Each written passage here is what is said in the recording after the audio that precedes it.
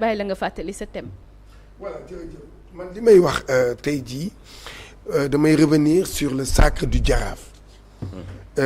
Champion du Sénégal pour la 13e fois de son histoire bon am na ñu bëgg a koo jox 14e parce que il faut que nag mu leer mooy que juridiquement waruñu ko jox 14e titre boobu parce que du moom loolu Foyer France Sénégal la moo gagné titre boobu en 1968 Jaraaf mu ngi juddu en 1969 donc ce qui veut dire mënul moom titre boobu bien vrai que même bu fekkee Jaraaf dafa juddu ci Foyer France Sénégal ak Espoir de Dakar foofu la kii juddu Jaraaf mais mënoo ko attribuer parce que boo defee noonu kon la Linguère de Saint-Louis da nga koy attribuer les titres de la Saint-Louisienne. dégg nga kon loolu il faut que waaw j'aime bien les supporters du Jaraaf mais sincèrement moomu leen boobu titre dégg nga moomu leen ko yem leen seen 13 titres vous êtes le club le plus titré au Sénégal tey jii nag titre boobu mu jël démb dafa am ñaari yëf yu ma ciy wax benn bi la popularité sunu club yi seen popularité beneen bi damay wax ci prime de victoire dinaa ci ñëwaat dañoo rey les clubs traditionnels. Comment? On l'a tué parce que c'est ñoom seen biir seen ni ñoom dañoo def benn dañu indi benn politique boo xam ne daa rey les clubs traditionnels surtout les clubs traditionnels de Dakar aujourd'hui mais heureusement il y a eu des clubs yoo xam ne traditionnels yoo xam ne ñoom ils tiennent bon ku ci mel ni Jaraaf ku mel ni Gorée il y a que la Jeanne d'Arc moo nekk en 3e division. La vieille dame. Voilà, la vieille dame.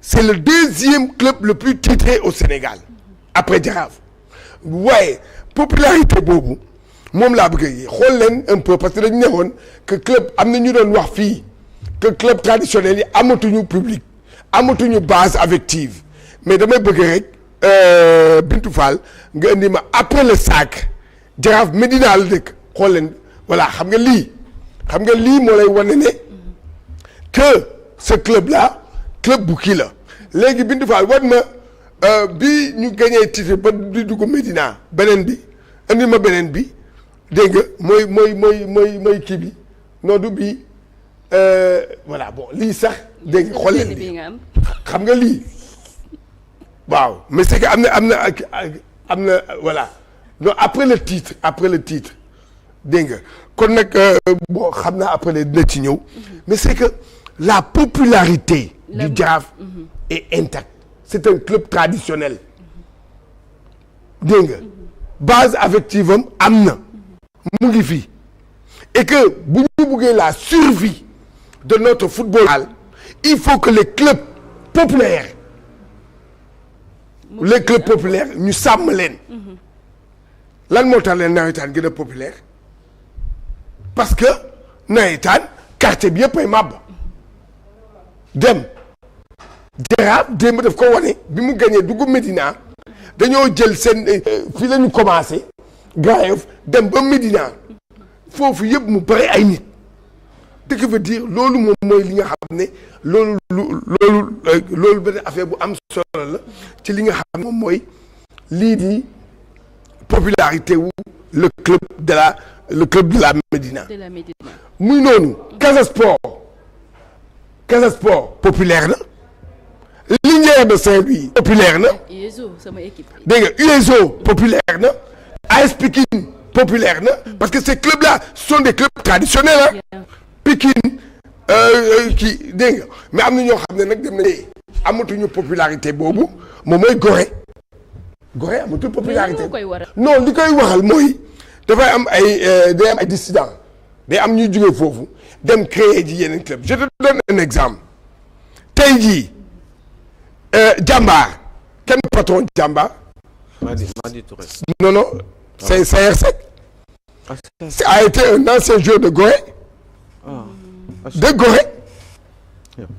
tu as vu Jaraaf Madi Touré mais c'est un ancien du Jaraaf voilà xoolal xam nga lii moo xew démb Médina parce que bi gars yi gagné coupe bi ba pare gis nga dañoo titre bi Médina bi démb dafa xumba boo xam ne dégg nga Médina gëj na mel nii Médina moo gëj a mel nii tu as vu lii gëj nañ ko gis ci Médina parce que c'est le club phare de la Médina donc léegi lii rek ah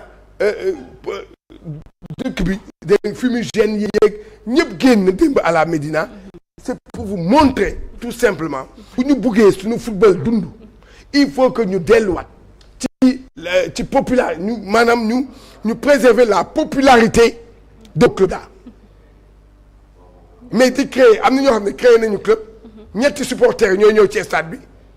mais sànq fi nga nekkoon baax na yaa ngi doon wax ne Cheikh Seck moom moo créé ak nga ñëw ci équipe bu Gorée également. voilà Madi Touré. Madi Touré Jaraaf la bokk. Madi. mu dem créer génération foot. mais Cheikh Seck il est resté dans son club parce que am na benn phrase boo xam ne Cheikh Seck daf ko mës a wax. muy la mooy que le football m'a tout donné et le Jaraaf m'a tout donné je vais rendre ça dama koy delluwaat kii dama koy delluwaat Cheikh Seck loolu la wax. te il l'a montré dinaa ci ñëw après bu may ñëw ci prime yi. d'accord. donc ce qui veut dire li ma bëgg a wax nii fu mu nekk nii man je demande tout simplement voilà une politique boo xam ne la fédération sénégalaise de football daf ko wax a def politique mën a préserver les clubs traditionnels dégg nga ah dégg nga ñi nga xam ne ne ñoom ñoo am dégg nga ñi nga xam ne ne ñoom dañu am popularité les clubs populaires tey jii boo demee kii maanaam AS Pikine wala Guédiawaye football club ñooñu dañu am public. yow lu tax doo jël sama équipe bi. mooy kat Mama Ngéej. non c'est que yow xam nga lan la yow sa équipe boobu ñu ngi lay laajte te yow demoo fa yow moo bàyyi l'équipe boobu. Mama Ngéej mënul bien vrai que équipe traditionnelle la waaye yéen ñëpp da ngeen ko bàyyi. traditionnel. yéen da ngeen ko bàyyi. si de Mama Ngéej moo bañ a dem. non c'est que yéen da ngeen ko bàyyi donc ce qui veut dire. d'accord yaa ngi woon si AS Pikine. voilà AS Pikine mu nekk benn club boo xam ne dafa populaire. et donc cette popularité lu ko mën a préserver xam nga mooy lan mooy ce sont les victoires day génnewaat les supporters benn renaissance. waaw supporters dañuy ñëw donc pour mu am victoire il faut que club bi mun a structuré wu Casa bi ngay gis lan moo tax ñu nekk meilleur supporter en Afrique lan moo tax xam nga lu tax parce que ces supporters là dañuy def comme supporters bu Barça les sociaux du Barça ils cotisent supporters Casa yi ngay gis ni maire yeeg paa yooyu di topp di fecc ñooñu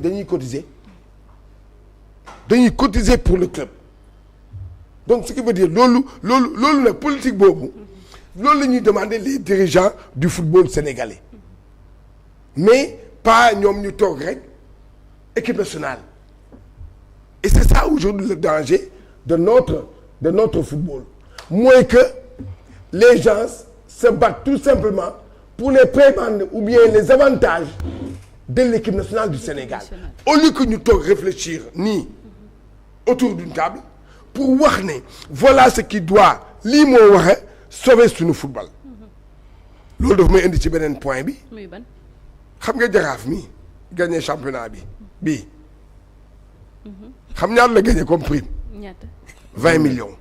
waaw léegi je te donne le club qui a gagné le titre en Côte d'Ivoire année bi xam nga ñaata la am 275 millions. xoolal gab boobu. le club qui a gagné le titre. de champion Côte d'Ivoire. waaw il a 275 millions. mooy 250 millions de moins. mais lan la mooy différence bi luy problème bi. déet. non c'est pas possible. mais non mais attends.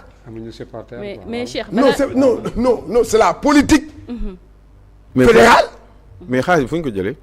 non mais attends mais ci sponsor yi ci sponsor yi. ak ci rentrée d'argent aux fédération.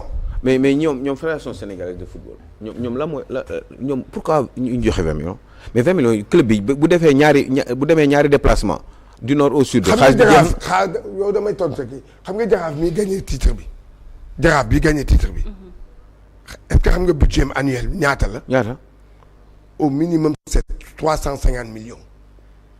c'est pas possible. yow nga ne kay yow 350 millions saison bi mu gagné championnat nga jox ko 20 millions. pourtant loolu laa la doon bëgg a laaj li muy dépensé par rapport ak li muy gagné. waaw maanaam 2 mois. mais 2 mois. léegi 2 mois de salaire au Jaraaf. 2 mois de salaire au Jaraaf loolu la gagné comme prime.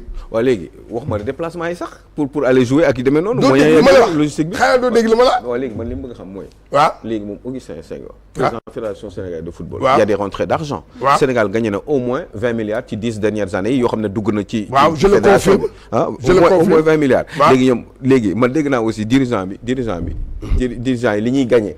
mooy ñi nekk ci comité exécutif. waaw léegi Augustin moom lan la xalaat ci question boobu. mais question boobu c'est la question qui fâche. non loolu mos nañu ko laaj waaw wala déet. mais on doo dégg laa day daw question bi fi ñu ko koy posé du fa dem ma wax la ko bokk wala ñi koy posé ñi mu xam ne ñoom ñoo koy posé du taakaarloog ñoom. waaw léegi kon. léegi xam nga man noo ma reproche am na loo xam ni nga ma koy reproché te gars yi dañu xam. Gomis xanaa doo invité Augustin mu ngi may dégg ñaata laa ko invité mu décliné invitation. waaw léegi ñi comité. ñoom lan lay xalaat ci lii nii. mais xam nañ ko. ils le savent. mais ñoom kon d'accord nañ ci. mais doo dégg. xam nañ dañuy bañ ku leen dàq wala dañuy bañ. kat ñoom ñëpp xam nañu Cheikh Tidiane Gomis li muy wax nii dëgg la. waaw léegi. est-ce que mën nga fàttali Sénégalais yi le nombre ñoom un membre du comité exécutif. je dis encore ñaata lay gagné à l'année. dama lay wax en moyenne dama ne le membre. un membre déjà ils sont combien déjà. déjà ñaata la ñu. non pour Sénégalais ils sont 33. ils sont 33. xaaral léegi su nekk ñaata ngay gagné. dama ne. en moyenne d'office quand tu es membre du comité exécutif. waaw. dans l'année. tu as 3 600 000 d'office. mooy à l'année quoi. à l'année. waaw yow xam nga 1er janvier ba 31 décembre xam nga mandat de 4 ans la. waaw. léegi année bu nekk am nga 3 600 000. ok léegi celui qui voyage peut revenir avec au minimum 20 millions. dans sa poche le club. mais du ñëppay voyage. kan mooy choisir ñuy voyager. Augustin. nii amul benn moyen pour voter. non wala pour xool selon le prix. non Augustin mooy lay xool mu ne la yow tey doo dem. c'est lui le patron du football. non mais loolu dañ ko war a waxtaanee. mais non mais c'est que non doo dégg dama ne man wax dama ne l'argent du football tey jii bu ñu bëggee suñu football performant suñu football la première chose mooy li ñuy def moom mooy augmenter prime victoire yi quand tu es champion du Sénégal au minimum war nañ laa jox au minimum 100 millions. non incha allah loolu dafa tuuti sax. non xanaa doo dégg lu ma la dama ne la minimum je te dis de minimum 100 millions. Jaraaf aujourd'hui te et puis xam nga damay wax loolu 20 millions yii mu gagné. ana bu Tëngéej bi gagné woon daaw. fay nañ ko. ba léegi ñoom jotaguñu ko. non déedéet loolu mënul nekk balaa nga si jot non. non loolu mënul nekk. waaw nu may telle laa nekk. non attends fédération am na xaalis wala non kii. peut-être seen 20 millions bi ñu gagné woon Tëngéej. daaw jotaguñu ko. non fédération. génération foot gagné woon na fi titre coupe du Sénégal. non loolu xool dañ koy ñamal 2 millions 5 millions nangam di koy ñamal. man loolu laa wax.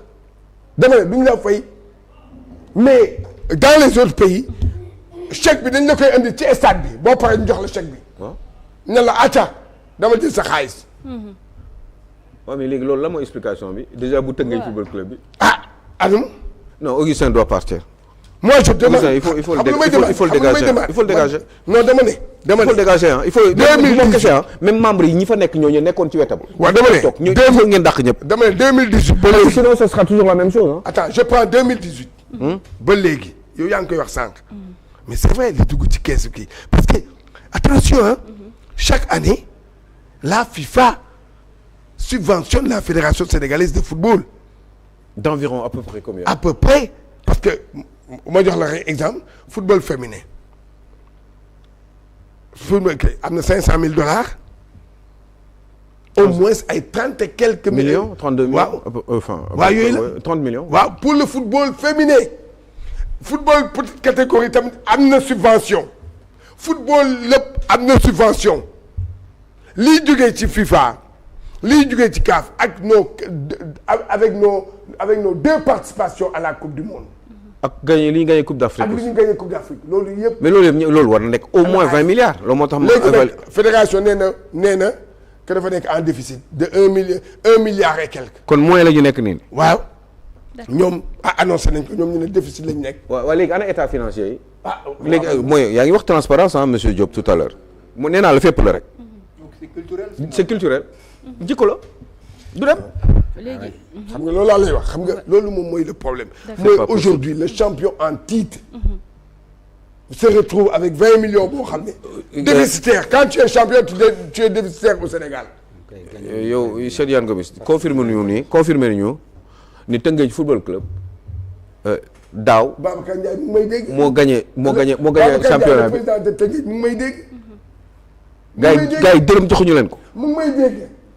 non quelle honte. d'accord deux fois xam nga nu ñuy def dañ lay avance. deux fois dañ lay avance. non jàppal ci 3 millions yi. wala xam nga nu ñuy def dañ lay deux fois dañ lay sanctionné. sanction pour récupérer dara ci yow sanction waa pécuniaire ñu ne li na waaw léegi nag léegi yow xam nga da nga ne yow li nga ma amel li ngeen ma amel jël leen ko fa. en fait club sénégalais football Sénégal c'est pour la fédération en fait c'est pour dundal le confort de la fédération sénégalaise de football. Je suis d'accord avec toi. mais en quelque sorte. pour loolu en fait. c'est pour entretenir une cinquantaine de personnes au niveau de la fédération. pour le confort de quelques personnes. oui une cinquantaine. et loolu c'est ça aujourd'hui le problème de notre football. man c'est ça man mon problème xam nga lan la les primes de victoire. ça moom c'est Infantino. c'est minime. le président de la FIFA quand il est venu mais compétition yëpp coupe du monde dafa yokk kii bi participation coupe du monde rek dafa yokk kii bi prime bi boo qualifié coupe du monde da ngay prime bi dafa yokku li mu fi fekkoon. MOSEP bu CAF gis ngeen léegi nii bi muy ñëw li mu fekk ci kii bi CHAN bi dafa ne lii dafa tuuti. àgguloon sax 1 milliard léegi tu as 2 milliards et quelques CHAN boo ko gagné. tu as 2 milliards et quelques. d'accord Coupe d'Afrique boo ko gagné ñaata ngay am. mais ana état financier ana këyit yi. am ngeen droit xool këyit wala déet. non c'est que xoolal dinaa la wax len bon chacun fait comme il veut hein. de toute façon xoolal mën nañ la wan ay këyitoo waaye li gars yi def ci suuf. yow dañ lay. non dépenser ak laa wax. yaa ngi doon waxu journée waxu maillot yi ak yooyu Augustin moom moo demoon négocier maillot yi moom kese waxu ko fi woon. il est le seul. maillot yi du ma ko demoon négocier moom kese. déet man mii man ñaata la ko jëndee. maillot yëpp xam nga maillot lii la moon mooy président marketing bu fédération. te moom xamul li xew. ata mu ngi may dégg. léegi moom parce que bu man de lui dema moom may naka la demee. mais bu ko waxee ñu dàq ko de. bu ko waxee ñu dàq moom bàyyi na sax. bàyyi na. kon daa sonn dem na toogi CSS di liggéey CSS. bàyyi na loolu. d'accord ma bàyyi la nga tàggatoo. voilà mu ngi noonu. d'accord merci beaucoup Cheikh Ahmed Tidiane Gomis. mu alors bëggoon naa kii mu wax ci El Malick. waaw parce que 30 secondes. j'ai l'impression que moom c'est un peine de peut-être mu may ma ko rek. alors maître Aya Boun Malick na est-ce que di nga suivre sport. sport pas tellement. pas trop ban mooy sa club wala sa. bon naturellement comme Boy Médina. Jaraaf Jaraaf d'accord donc ñoom ñoo gagné Cheikh. waaw donc félicitations. merci beaucoup. d'accord donc ñu dem nag xooli ji people te dellu si plateau bi.